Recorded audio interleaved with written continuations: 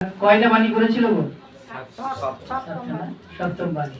সেই 7টা বাণী কিন্তু অনেক অনেক যেগুলো ভবন রয়েছে তারা কিন্তু এটার সম্বন্ধে আলোচনা করে না, তাদের লিডার দাদা ভাই দিদিভাই তারা শেখায় না।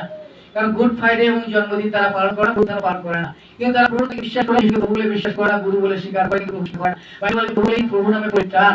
তা প্রভুকে ধন্যবাদ দিই, তারা সেই জায়গা থেকে বেরোতে পারে। আজ আমরা আর সেই গুড ফ্রাইডের বিষয়ে যখন জানি যে প্রভু যীশু খ্রিস্ট আর কেমন ছিলেন, তার জীবনে কোনো পাপ ছিল না। তাহলে আমরা আজকে দেখি যে যখন ক্রুশে যাওয়া হবে তার আগে তার বিচারের সময় কথাগুলো কি কি এসেছে।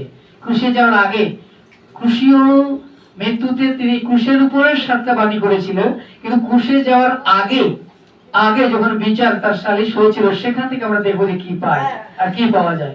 আমরা সবাই যারা আছি লাইনে এবং আমরা যারা শুনতে পাচ্ছি আমরা সবাই আর আমরা খুলি যোহন পুস্তক, আর যোহন পুস্তক খুলে ফেলি আমরা সবাই মিলে 19 অধ্যায়।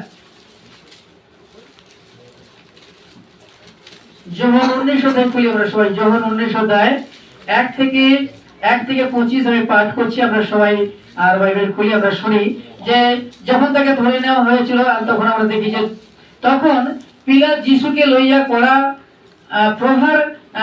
প্রহার করাইলেন, আর সেনারা কাঁটার মুকুট গাঁথিয়া তাহার মস্তকে দিল, আমরা সবাই পেয়েছি, এবং তাহাকে বেগুনিয়া কাপড় পরাইল, আর তাহার নিকটে আসিয়া বলিতে লাগিল, যিহুদি রাজ নমস্কার, এবং তাহাকে চড় মারিতে লাগিল।